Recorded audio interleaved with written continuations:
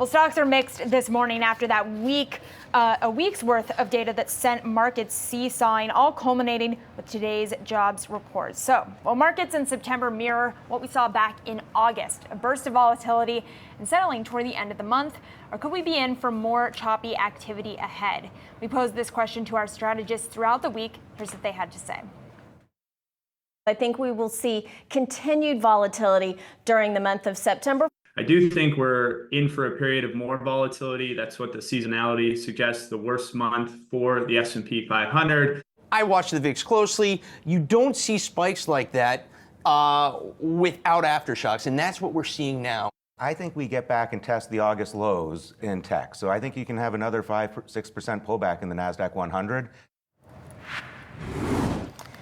Here with more on this, we've got Gary Schlossberg. He is a global market strategist at Wells Fargo. Gary, it's great to have you on here. So talk to me about the market reaction here. It seems like Wall Street is mixed on a 25 or 50 basis point cut. They didn't get the confirmation that they were necessarily looking for. What is your take?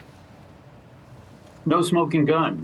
There were some soft spots in the report, but overall I would agree that in the aggregate, when you look at some of the stronger parts to the employment report, we're still on track for a soft landing, for a mild, moderate economic slowdown. We still have data ahead. The economy clearly is winding down. I wouldn't rule out a recession at this point, but we have to see more evidence of that. And I don't think the August employment report really provided that. And why is that, Gary?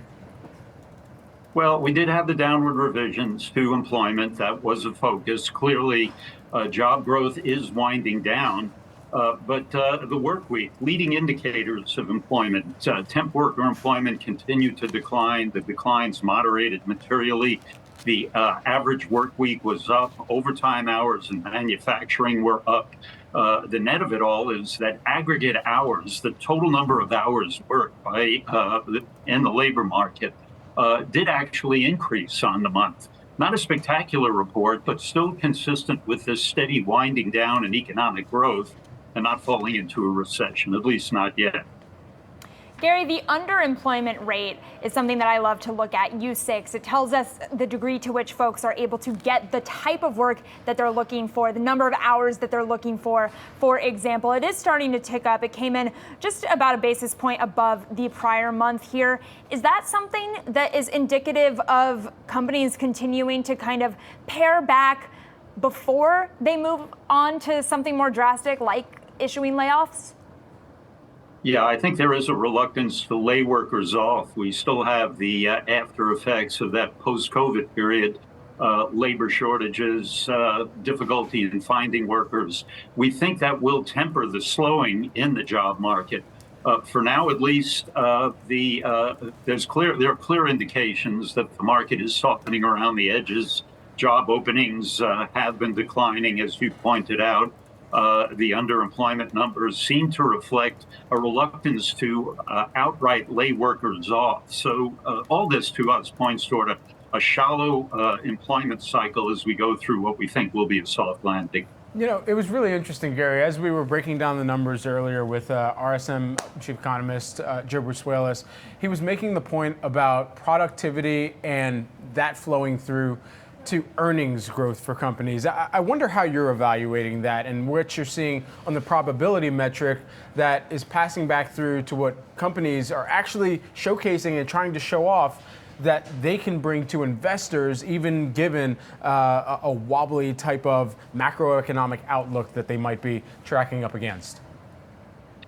Well, I think there will be an effort as we go through the cycle to try to squeeze more hours work out of each worker. And we will see productivity improve if the economy continues to hold up in economic growth. Longer term, we've yet to see the benefits of artificial intelligence, the digitalization of the economy, other tech advances, really not showing up yet in the productivity numbers. We expect to see that down the road. But for now, at least, over the next year or so, I would think that employers are going to hold back in hiring as the economic outlook remains unsettled.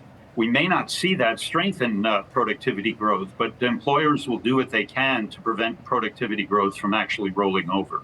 Gary, amid that uncertainty that you're describing, where can investors kind of hide out and find a little bit of safety? Well, there are certain defensive sectors of the market that typically hold up better as the economy is unwinding.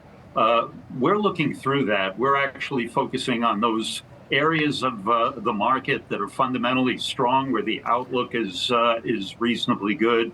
The materials sector is going through a difficult period, but we think that given the fundamental balance in the market, that should hold up well. Industrials, looking through the slowdown, financial services as the economy recovers. But the defensive part of that strategy is just focusing on quality, the ability of balance sheets, finances to hold up well as the economy goes through an unwinding. Large cap liquid stocks continuing to focus on the U.S., we think provides some protection to the investor. Gary Schlossberg, who is the Wells Fargo Investment Institute Global Market Strategist here. Gary, thanks so much for taking the time here with us on this Friday. Appreciate it. Thank you.